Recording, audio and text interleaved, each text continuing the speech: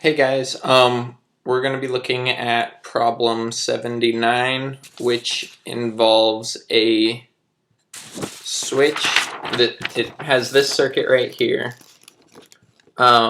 which is this circuit with the switch that's been open for a long time, and we want to find the current through this 20 ohm resistor at 3 different points in time.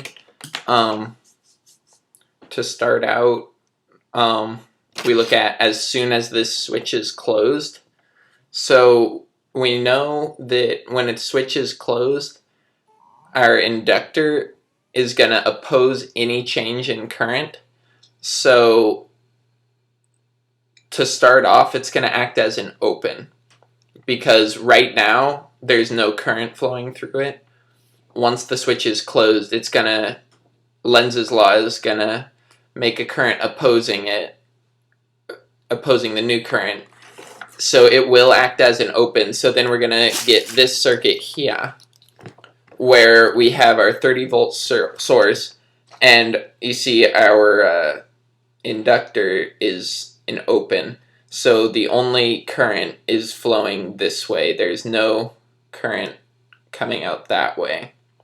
So then we know that the same current is going to be flowing through this entire circuit, and we can simplify these two resistors into one, and that will be that current there. So our I is going to be V, which is 30, divided by R, which is the 10 in series with the 20.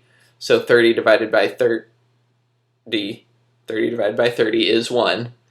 And yeah, that's the answer to part A.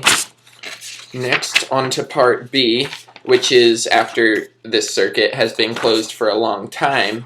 We know inductors work like a short, so we'll get this resulting circuit here where you see the inductor has been replaced with a short. So how do we treat that is the big question. Well, actually, this resistor, the one we're looking for, has been shorted out.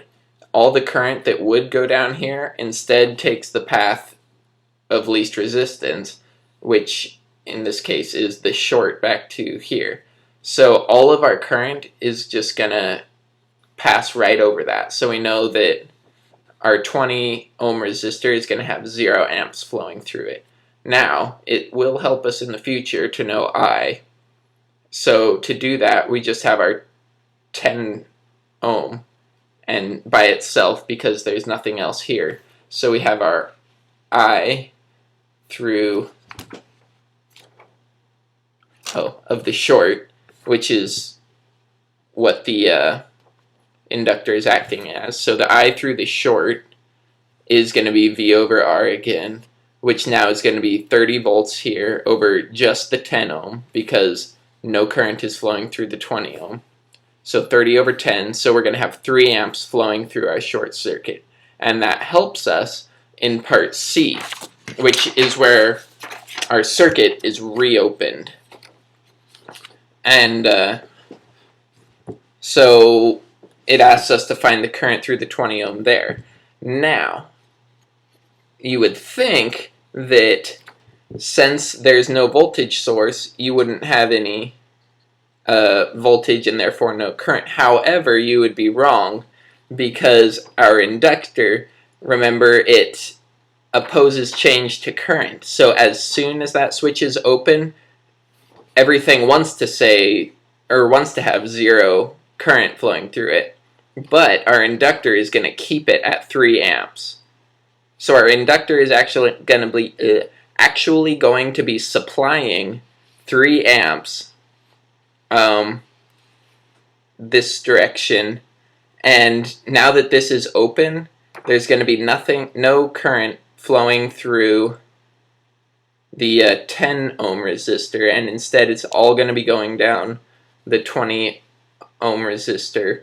So that 3 amps from our inductor is going to be the same 3 amps flowing through our resistor, and that's going to be 3 amps, obviously.